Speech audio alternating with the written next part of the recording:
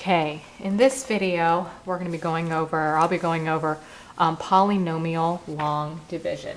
Okay, our first problem in your workbook, the first example we have is we're going to be dividing 13x minus 35 plus 12x squared by 3x plus 7. Okay, now how we're going to be doing this is we're going to be arranging these polynomials in decreasing degree of x. Okay, so what that means is we're going to put the 12x squared first, then plus 13x minus 35. Okay, and then we're going to divide that by 3x plus 7. Okay, so we're going to start off and we're going to start dividing. Okay, now what we do is we're going to take this first term, that's 12x squared, and we're going to divide it by 3x. Now remember, 12x squared minus divided by 3x looks like this. 12x squared divided by 3x. Okay, now when we look at it as a fraction, it's pretty easy to do. If I want to separate this, okay, 12 divided by 3, that's 4, okay? And then x squared divided by x, it's like x to the first. Remember, you keep the x, but then for the exponent, you have to subtract the exponent since we're dividing here. So 2 minus 1 is 1. We don't really need that 1. So in this case, we know that the answer to this is 4x.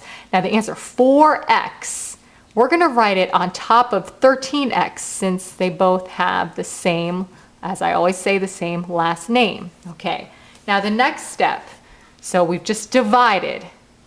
Now we're going to multiply. And when we multiply, we're going to multiply this 4x, this term, by every term that's over here. So 4x times 7 is 28x, okay? Positive 28x, so 28, remember x, same last name, write it underneath that. Now 4x times 3x is 12x squared, 12x squared, okay? Now, next step, just like in long division, you subtract, okay? So 12x squared minus 12x squared, that's 0.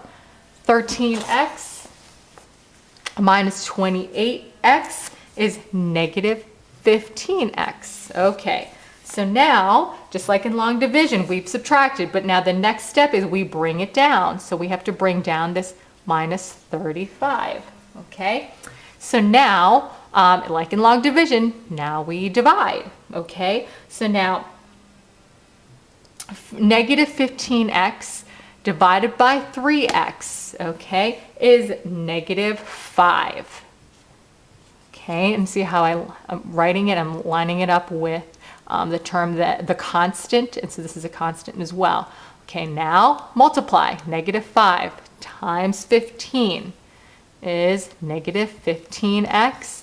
Negative 5 times 7 is negative 35. Okay, now we subtract. But now remember, we're subtracting here. So negative 15 minus negative 15, remember, change, so that really is 0, okay? And then negative 35 minus negative 35 is also 0. So basically, our remainder here is 0. So here's our final answer.